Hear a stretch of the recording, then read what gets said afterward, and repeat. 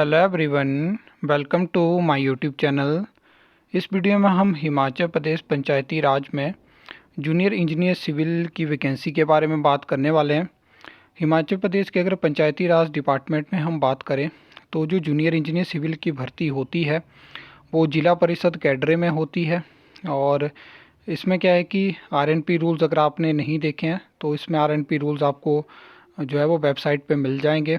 अगर आप उन आरएनपी रूल्स को देखोगे तो वहाँ पे डायरेक्ट रिक्रूटमेंट और जैसे अदर जो डिपार्टमेंट के आरएनपी रूल्स रहते हैं वहाँ पे कुछ भी मेंशन नहीं है कि कितने परसेंट जो है वो जो वैकेंसी है वो डायरेक्ट रिक्रूटमेंट से भरी जाएगी, कितनी प्रमोशन से।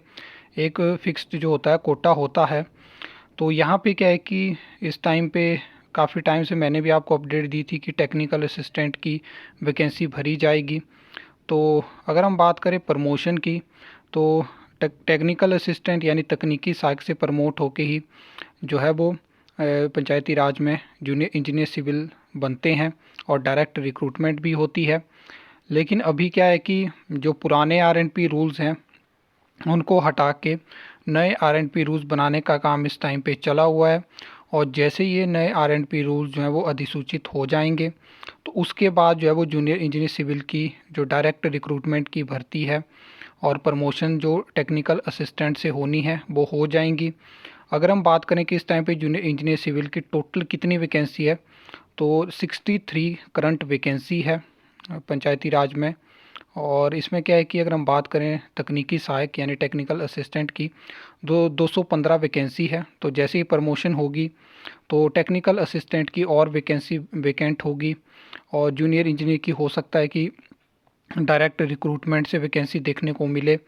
बाकी ये भी देखना होगा कि क्या म्यूनसिपल काउंसिल की या नगर पंचायत की तरह ही डायरेक्ट इंटरव्यू करवाए जाते हैं या टेस्ट के माध्यम से ये पोस्टें फिल होती हैं जैसे कि टेक्निकल असिस्टेंट की होने वाली हैं।